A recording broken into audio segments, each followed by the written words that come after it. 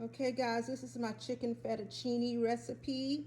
It is on my website. Ella dishes it out. I will put the link in the description on this video.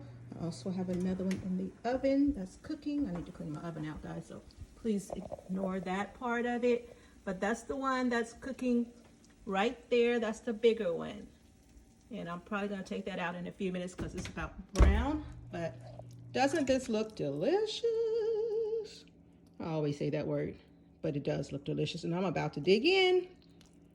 I used 3 different types of cheese on here. And I have a photo also at the end of this video to show you all the ingredients visually. All right, thank you guys for tuning into my channel.